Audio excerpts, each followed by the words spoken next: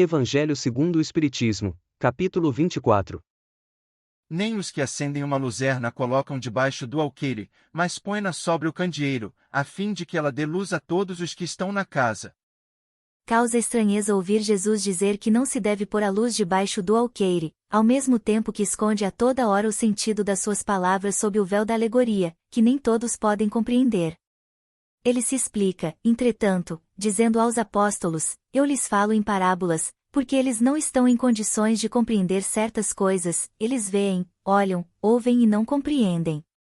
Ele procedia, portanto, para com o povo, como se faz com as crianças, cujas ideias ainda não se encontram desenvolvidas. O Espiritismo vem atualmente lançar a sua luz sobre uma porção de pontos obscuros, mas não o faz inconsideravelmente. Os Espíritos procedem, nas suas instruções, com admirável prudência. E aconteceu que, estando Jesus assentado à mesa numa casa, eis que, vindo muitos publicanos e pecadores, se assentaram a comer com ele e com os seus discípulos. E vendo isto os fariseus, diziam aos discípulos: por que come o vosso mestre com os publicanos e pecadores? Mas, ouvindo-os, Jesus disse: os sãos não têm necessidade de médico, mas sim os enfermos. Estas palavras, como tantas outras, aplicam-se ao Espiritismo. Às vezes admira-se de que a mediunidade seja concedida a pessoas indignas, e por isso mesmo capazes de a empregarem mal. Digamos, de início, que a mediunidade é inerente a uma condição orgânica, de que todos podem ser dotados, como há de ver, ouvir e falar. Ora, se Deus não tivesse concedido a palavra, por exemplo, senão aos que são incapazes de dizer coisas más, haveria mais mudos que falantes. Deus outorgou as faculdades ao homem, dando-lhe liberdade de usá-las como quiser, mas pune sempre aqueles que dela abusam. Todo aquele, pois, que me confessar diante dos homens, também eu o confessarei diante do meu Pai, que está nos céus, e o que me negar diante dos homens, também eu o negarei diante de meu Pai, que está nos céus. A coragem das opiniões sempre mereceu a consideração dos homens, porque é prova de dignidade enfrentar os perigos, as perseguições, as discussões, e até mesmo os simples sarcasmos, aos quais sempre se expõe aquele que não teme confessar abertamente ideias que não são admitidas por todos. Em outros termos, aqueles que temerem confessar-se discípulos da verdade, não são dignos de ser admitidos no reino da verdade.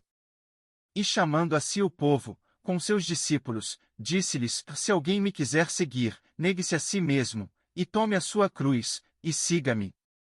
Porque o que quiser salvar a sua vida, a perderá, mas o que perder a sua vida por amor de mim e do Evangelho, a salvará. Pois de que aproveitará ao homem, se ganhar o mundo inteiro e perder a sua alma?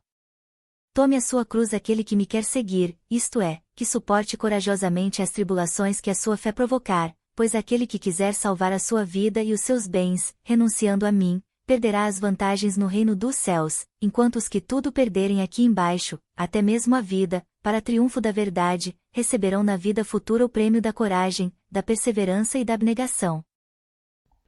Os novos tempos revelam grandes oportunidades de fazer a luz brilhar sobre a candeia, revelando aos homens de boa vontade a claridade do Evangelho que ilumina os seus passos. Então, está na hora de confessar diante de todos a doutrina reveladora, e não temer carregar a cruz das dificuldades, antes, com coragem, enfrentar as adversidades e levar a cura aos enfermos. Essas passagens de Jesus são esclarecedoras a cada leitura, a cada meditação, e quando trazemos seu conteúdo às nossas vidas, nos libertam e orientam. Assim deve ser para toda a humanidade. A grande síntese. Recebida via mediúnica por Pietro Baldi, intermediário espiritual, do Mestre Jesus, cujo prefácio se incumbiu Emmanuel, o guia espiritual, que tão grandes serviços prestou e presta no sentido da reeducação cristã da humanidade, por intermédio de Francisco Cândido Xavier, diz Emmanuel. Quando todos os valores da civilização do Ocidente falecem numa decadência dolorosa, é justo que saudemos uma luz como esta, que se desprende da grande voz silenciosa da grande síntese.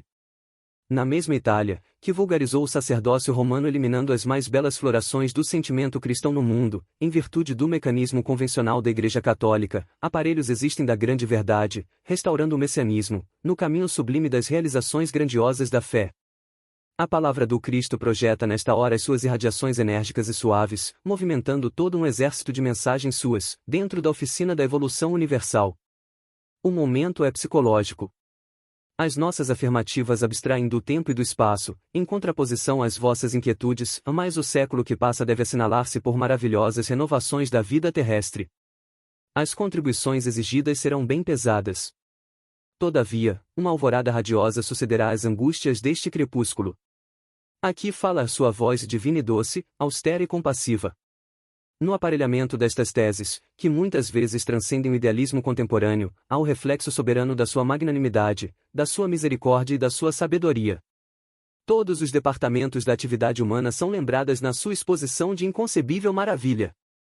É que, sendo de origem humana a razão, a intuição é de origem divina, preludiando todas as realizações da humanidade. A grande lição desta obra é que o Senhor não despreza o vosso racionalismo científico, não obstante a roupagem enganadora do seu negativismo impenitente. Na sua misericordiosa sabedoria, Ele aproveita os vossos esforços, ainda os mais inferiores e misérrimos. Toma-vos de encontro ao seu coração augusto e compassivo, unge-vos com o seu amor sem limites, renovando os seus ensinamentos do mar da Galileia. Vede, pois, que todos os vossos progressos e todos os vossos surtos evolutivos estão previstos no Evangelho. Todas as vossas ciências e valores, no quadro das civilizações passadas e no mecanismo das que hão de vir, estão consubstanciados na sua palavra divina e redentora. A grande síntese é o Evangelho da ciência, renovando todas as capacidades da religião e da filosofia, reunindo-as à revelação espiritual e restaurando o messianismo do Cristo, em todos os institutos da evolução terrestre. Curvemo-nos diante da misericórdia do Mestre e agradeçamos de coração genuflexo a sua bondade. Acerquemo-nos deste altar da esperança e da sabedoria, onde a ciência e a fé se irmanam para Deus. E, enquanto o mundo velho se prepara para as grandes provações coletivas, meditemos no campo infinito das revelações da providência divina, colocando acima de todas as preocupações transitórias as glórias sublimes e imperecíveis do Espírito imortal. Emanuel. Em todas as épocas os aprendizes sinceros do Evangelho são chamados a dar testemunho de sua fé. Independente da religião professada, pois Jesus é pastor de todos os homens. Basta que esse testemunho esteja de acordo com o amor, a bondade e a caridade que o Mestre ensinou. Eu sou o caminho, a verdade e a vida. Ninguém vem ao Pai a não ser por mim. Inteligência artificial a serviço do Espiritismo. Inscreva-se e conheça outros vídeos.